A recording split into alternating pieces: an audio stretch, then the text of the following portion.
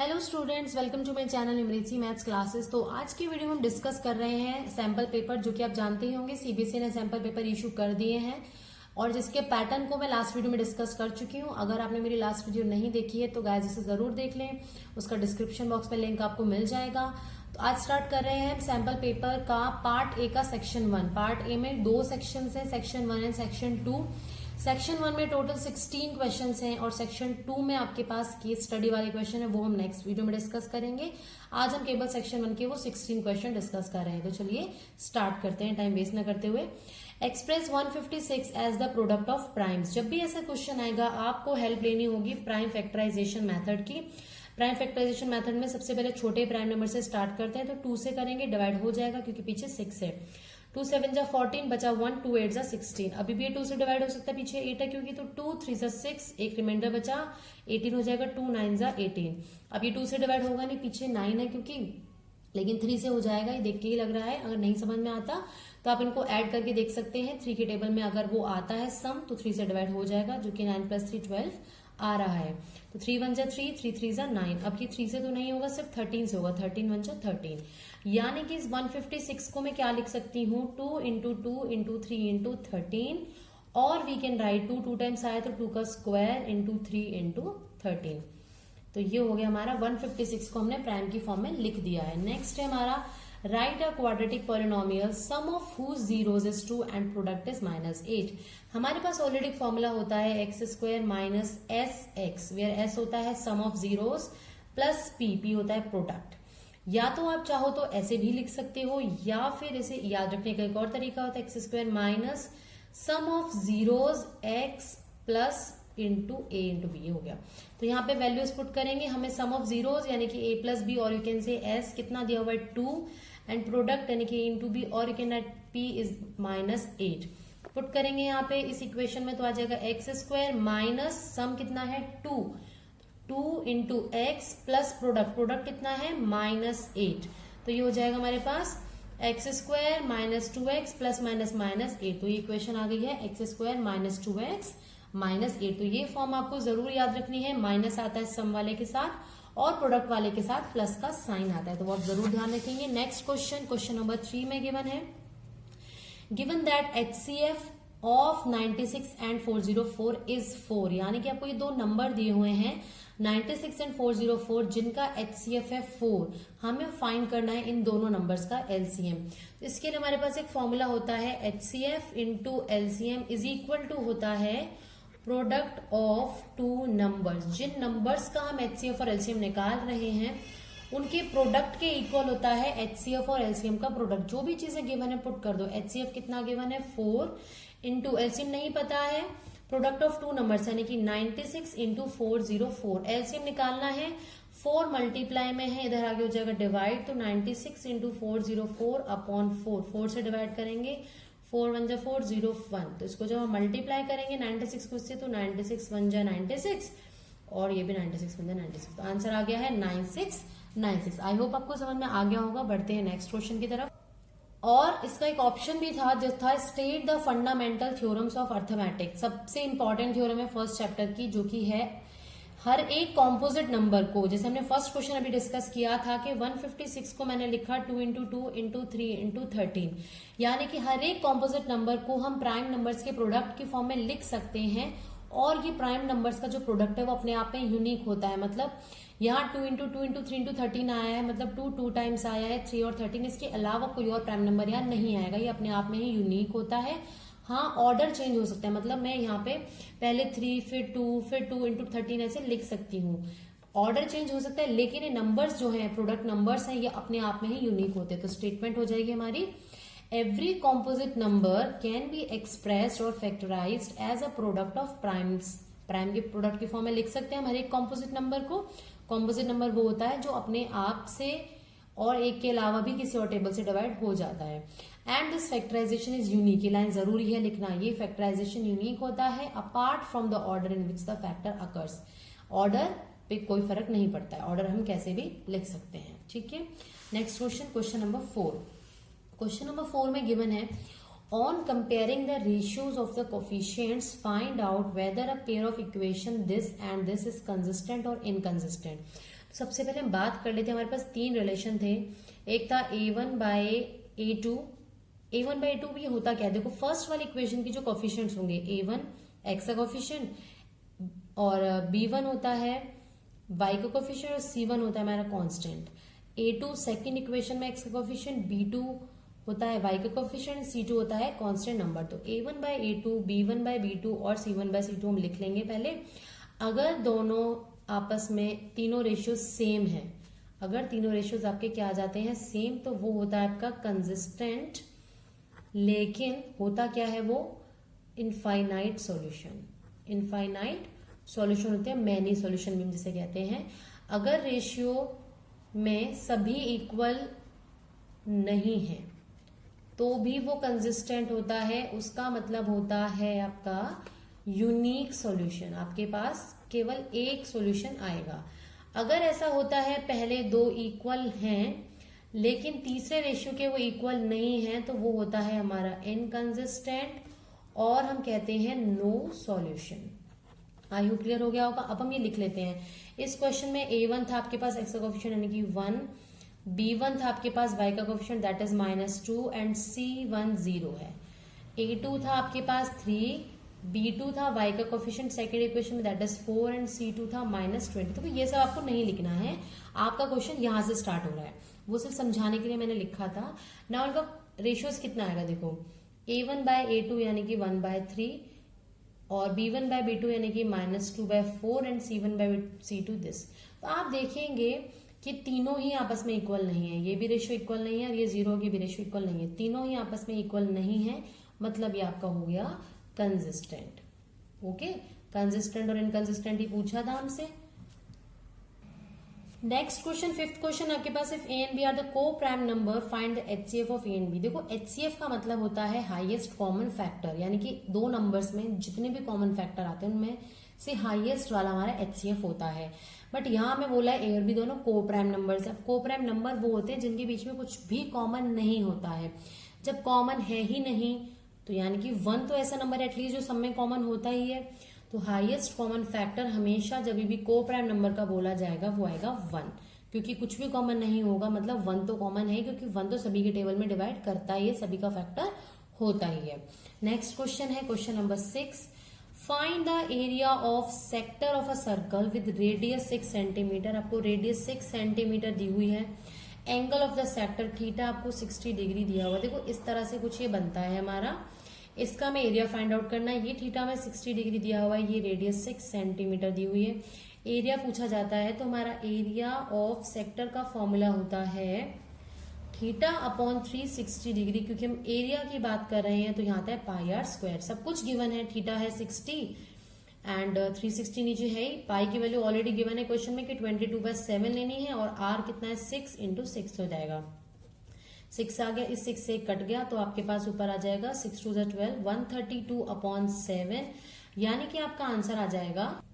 जब आप इसको डिवाइड करेंगे, देखो 7 1 7, रिमाइंडर बचेगा 6, तो 7 8 56, यानी कि 18 पॉइंट समथिंग आपके पास आएगा, 18.86, क्योंकि सेंटीमीटर था रेडियस, तो आंसर आ जाएगा centimetre square. Now next question, next इसी का एक और वाला पार्ट था, a horse tied to a pole with 28 metre long rope. देखो सबसे पहले मान लेते हैं ये हमारा पॉइंट है जहां से हमने रस्सी बांधी है, रोप बांधी है, और यहां तक ये रस्सी खिंच के गई है, यहाँ हमारा हॉर्स खड़ा है।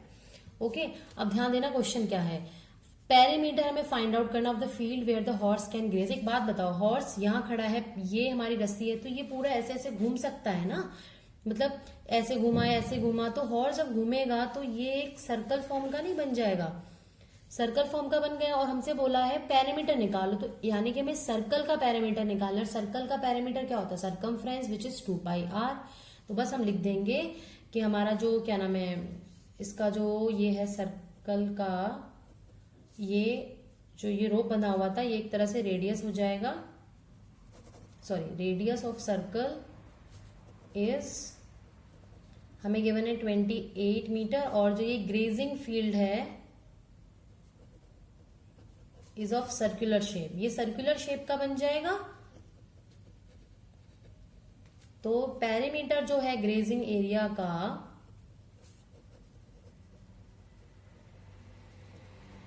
वो एक्चुअली में क्या हो जाएगा आपका सरकमफ्रेंस हो जाएगा ना, अभी बताया आपको ऑफ सर्कल के।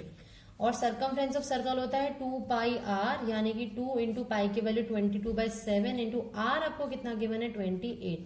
7 4 28, 4 2 8, तो 8 2 16 और 176 मीटर, मीटर में था ना, तो मीटर आपका आ गया पैरामीटर ऑफ ग्रेजिंग एरिया। अगर एरिया पूछता तो पाई आर स्क्वायर पूरा हो जाता, बट क्योंकि इसने पैरामीटर बोला है, पैरामीटर यानी कि बाउंड्रीज, तो वो हो जाएगा आपका सरकमफ्रेंस के इक्वल। नाउ नेक्स्ट क्वेश्चन है आपको, in the given figure DE is parallel to BC and angle ADE आपको दिया हुआ है 70 डिग्री एंड एंगल BAC दिया हुआ है 50 डिग्री। फाइंड आउट करना है BC। अब ध्यान से देखना इस डायग्राम में, BAC गिवन है, BCA निकालना है, यानी कि ट्रायंगल ABC में अगर मैं DE को इग्नोर कर दूं और मैं कैसे भी ABC की वैल्यू निकाल लूं तो एंगल सम प्रॉपर्टी से निकल आएगा। और आपने ध्यान दिया हमें DE पैरेलल टू BC दिया हुआ है, जब भी दो लाइन पैरेलल होती हैं तो ये वाले एंगल हमारे इक्वल होते हैं। कौन से एंगल होते हैं? Corresponding angles. तो ये आपस में इक्वल हो गए, तो हमें ABC की वैल्यू मिल गई। तो DE पैरेलल टू BC है, देयरफॉर एंगल ADE आपका इक्वल आ जाएगा एंगल ABC के। रीजन आप लिख लेंगे कॉरस्पॉन्डिंग एंगल। कॉरस्पॉन्डिंग एंगल हो गया, ADE की वैल्यू गिवन थी 70 डिग्री, यानी कि एंगल ABC आपको मिल गया है 70 डिग्री। अब हम लगाएंगे in triangle ABC angle sum property, किस किस में? ABC में, BAC में और BCE में। एंगल सम प्रॉपर्टी से ये हो गया आपका 180 डिग्री के इक्वल। आप लिख लेंगे bye angle sum property. Okay, now ABC की वैल्यू अभी निकाली 70 डिग्री, प्लस BAC की वैल्यू है 50 डिग्री, प्लस BCE हमें फाइंड आउट करना है। ये जो 70 प्लस 50 ऐड होके हो जाएगा 120, इधर जाके हो जाएगा माइनस का 120। सो BCA की वैल्यू आ गई 180 minus 120 which is 60 degree. So angle BCA आपके पास आ गया है 60 डिग्री। आई होप क्लियर हो गया होगा ये। इसका आपको एक और पार्ट और गिवन था, इन the given figure AD is 2 centimetre, ये हमें दिया हुआ है 2 centimetre, BD is 3 centimetre, AE ये 3.5 दिया हुआ है, AC ये पूरा हमें 7 दिया हुआ है। हमें बोला गया क्या DBC के पैरेलल होगा या नहीं। देखो थेल्स थ्योरम हमने पढ़ी थी कि अगर दो साइड्स ये वाली जो मिड पॉइंट से ज्वाइन करती हैं, अगर ये लाइन और तीसरी लाइन पैरेलल होती है आपस में, तो वो रेशियो सेम आ जाता है। ये ratio AD/DB equal to AE by AC। But यहाँ हमें पैरेलल है या नहीं शो करना है, तो हम यहाँ यूज करेंगे converse of Thales theorem. Converse of Thales theorem ये कहता है अगर इन साइड्स का रेशियो सेम आ जाता है तो हमारी DE और PC पैरेलल हो जाएंगे। बट यहाँ AE और EC की रिक्वायरमेंट है, बट हमें AE और AC दिया हुआ है, तो अगर हम इस AC में से AE माइनस कर दें तो EC मिल जाएगा। तो सबसे पहले हम लिख लेंगे AC इज इक्वल टू 7, जो कि मिलके बना है AE प्लस EC से। तो 7 इज इक्वल टू AE की वैल्यू 3.5 है प्लस EC, तो यहाँ से 7 माइनस 3.5 हो जाएगा, EC की वैल्यू 3.5 आ गई है। नाउ रेशियो चेक करेंगे हम, AD/DB का रेशियो है 2/3 एंड AE by EC का रेशियो है 3.5 अपॉन 3.5 विच इज 1। आप देख सकते हैं क्लियरली कि 2/3 और 1 इक्वल आपस में नहीं होते हैं, देयरफॉर हम कहेंगे कि AD/DB का रेशियो इक्वल नहीं है AE/EC के रेशियो के। तो we can say according to converse of Thales theorem. तो बाय, आपको ये लाइन लिखनी जरूरी है कि आप कौन से थ्योरम से ये कह पा रहे हो, ठीक है। अगर जब रेशियो सेम ही नहीं आया है तो हम ये कहेंगे थेल्स थ्योरम से, opposite converse of Thales theorem से, कि DE BC के पैरेलल नहीं है। आप लिख लेंगे ऐसे कि DE is not parallel to BC। Next question है, the cost of fencing a circular field at the rate of ₹24 per metre is 5280। ध्यान से देखेंगे, अगर मैंने आपको ये बोला कि मुझे एक दीवार पे या किसी भी चीज पे कलरिंग करानी है और उस एरिया है उसका 100 मीटर स्क्वायर, और मुझे एक शॉपकीपर मिलता है, वो ये कहता है, पेंटर है जो भी है, कि मैं खर्चा है मेरा ₹2 पर मीटर स्क्वायर का, यानी कि टोटल खर्चा मेरा कितना आया 2 इंटू 100, 200 आ गया। यही मैं अगर ये बोल दूं कि मुझे टोटल कॉस्ट गिवन है और पर मीटर का आपको खर्चा गिवन है और आपको एरिया निकालना है, तो आप इन दोनों को डिवाइड कर देंगे। वही हमें यहाँ करना है। इस क्वेश्चन में हमें कॉस्ट दी हुई है और एट द रेट भी दिया हुआ है 24 पर मीटर। तो यहाँ से आपको क्या करना है, जो भी एरिया या जो भी आएगा वो निकल जाएगा। अब यहाँ तो एरिया की बात थी, बट यहाँ किसकी बात हुई है, फेंसिंग करनी है सर्कुलर फील्ड पे, जब आप फेंसिंग करोगे यानी कि फेंसिंग तो यहाँ होगी, यानी कि इससे पेरीमीटर निकलेगा, आप कह सकते हो लेंथ ऑफ फेंस भी निकल सकती है। तो हमसे बोलेंगे लेंथ ऑफ फेंस कैसे आएगी हमारे पास, टोटल कॉस्ट में से अगर मैं रेट माइनस कर दूं, रेट है डिवाइड कर दूं, जब हम रेट को डिवाइड करेंगे 24 से 5280 को डिवाइड करेंगे तो मेरे पास ये नंबर आएगा 220 मीटर। ये तो लेंथ ऑफ फेंस आ गई, लेकिन हमें बोला है रेडियस। अब जो ये लेंथ ऑफ फेंस है ये एक्चुअली में किसके इक्वल होगी, सरकमफ्रेंस के, जो कि इक्वल होता है 2 पाई आर के, यानी कि 2 पाई आर इज इक्वल टू 220 दे दिया है आपको। तो यहां से आर की वैल्यू अब निकालेंगे 220 अपॉन 2 इंटू पाई, पाई की वैल्यू होती है 22/7, इससे ये कैंसिल, 2 5 जा 10, 7 5 जा 35, यानी कि 35 मीटर आपकी रेडियस कितनी आ गई है, 35 मीटर। आई होप क्लियर हो गया होगा। Next question, question number 9। A tree breaks due to storm and the broken parts bend so that the top of the tree touches the ground, यानी कि मान लो अगर ऐसे था ये ट्री तो यहां से ये टूट गया, तो जो ऊपर वाला पार्ट है ना, ये वाला पार्ट ये नीचे इस तरह से लटक गया कि जो ट्री का टॉप है वो ग्राउंड को टच कर रहा है, ठीक है। उसके बाद क्वेश्चन ये बोला उसने कि where it makes an angle 30 degree, जब वो टच करता है तो ग्राउंड के साथ 30 डिग्री का एंगल फॉर्म करता है। The distance between the foot of the tree, ये ट्री का फुट था यहां से, और to the point where the top touches the ground, यहां से जहां तक वो टॉप टच कर रहा है उसका डिस्टेंस है 8 metre. Find the height of the tree where it is broken, जहां से ये टूटा है ना वहां से हाइट निकालनी, यानी कि ये निकालना, तो इसको नाम दे देती हूँ मैं ABC, यानी कि आपको AB फाइंड आउट करना है। तो आप ध्यान से देखेंगे हमारे पास होता है, देखो, पंडित बद्री प्रसाद हर हर भोले, जिसमें हम परपेंडिकुलर अपॉन बेस यूज करेंगे, होता है सोना चांदी तोलो, यानी कि 10 की वैल्यू परपेंडिकुलर अपॉन बेस हो गई है, क्योंकि हमें परपेंडिकुलर फाइंड आउट करना है।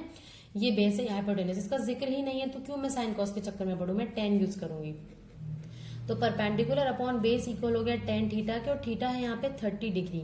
नाउ AB की वैल्यू मुझे निकालनी है, BC 8 है और tan 30 होता है 1/√3, यानी कि AB की वैल्यू होगी 8 बन जाए, यहाँ चला जाएगा तो 8/√3 क्या आ जाएगा आपके पास ही मीटर। ये AB की वैल्यू आ गई, यानी कि उस हाइट ऑफ ट्री है जहां से ये टूटा है, वहां से आप ये लिख लेंगे, ठीक है। नाउ नेक्स्ट क्वेश्चन है, question number 10।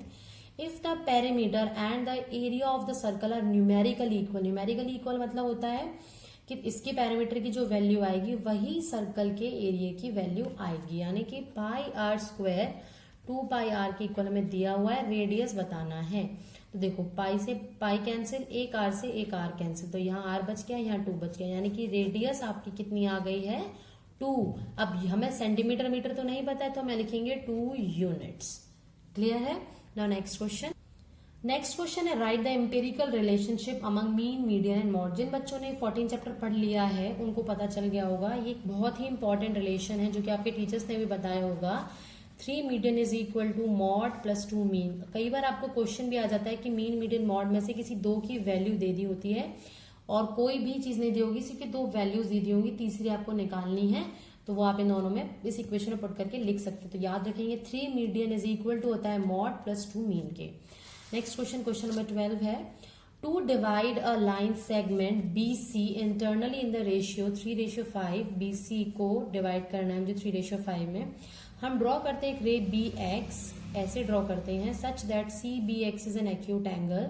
What will be the minimum number of points to be located at equal distance. हम कुछ आर्क लगाते हैं ना इक्वल डिस्टेंस पे, तो वो कितनी होंगे मिनिमम। तो ध्यान रखना जितना भी रेशियो होता है उनके जो सम होता है ना रेशियो का, दैट इज 3 + 5 = 8। तो ये जो 8 आया सब मिनिमम इतनी आर्क आपकी लगती ही है, तो आपका आंसर हो गया 8 पॉइंट्स। क्लियर हो गया है। Next question, question number 13, for what values of P does the pair of equation this and has unique solution. अभी मैंने लास्ट क्वेश्चन एक था 3rd 4th उसमें बताया था आपको, ये देखिए कि इक्वल सोल्यूशन, यूनिक सोल्यूशन कब होता है, जब तीनों रेशियोज आपस में इक्वल नहीं होते हैं। इक्वल नहीं होते हैं आप देखेंगे, A1 है 4, B1 है आपका y का coefficient that is P, C1 constant number that is 8, A2 आपको दिया हुआ है 2, B2 आपको दिया हुआ है 2 एंड C2 कांस्टेंट नंबर भी दिया हुआ है 2। तो रेशियोज निकालते हैं 4/2 नॉट इक्वल्स टू, हमें गिवन है यूनिक सोल्यूशन गिवन है, तो नॉट इक्वल्स टू डायरेक्टली ही रख लेंगे। ओके, अब किसी भी दो को इक्वेट कर दो, तो 4/2 is not equals to P/2, 2 से 2 कट गया तो P की वैल्यू 4 की इक्वल नहीं आई, यानी कि आप पी को बस 4 मत लें, उसके अलावा जो भी वैल्यू लेंगे सभी पे यूनिक सॉल्यूशन आएगा। तो आप आंसर लिखेंगे p is not equal to 4 has unique solution. Next है what type of straight lines will be represented by the system of equation. Again 2 equation दे दिए, ध्यान रखना आपको जब भी इस तरह का क्वेश्चन आएगा, इस क्वेश्चन में आपको पहले क्या करना होगा, ये ना ऐसे इस फॉर्म में होती है इक्वेशन हमेशा, 2x + 3y - 5 = 0, ये होती है इक्वेशन। ऐसे यहां से हो जाएगी ये 4x + 6y, इस +7 को यहाँ लेंगे, -7 = 0। हमसे पूछे किस टाइप की स्ट्रेट लाइन। अभी मैंने बताया था आपको कि अगर आपका यूनिक सॉल्यूशन आता है तो हम बोलते हैं उसको ये वाली लाइन इंटरसेक्टिंग लाइन। अगर आपका आता है इनफाइनाइट सॉल्यूशन मतलब कोइंसिडेंट लाइन, एक के ऊपर एक और लाइन आ जाती है। अगर आता है नो सॉल्यूशन मतलब होती है दोनों पैरेलल लाइंस।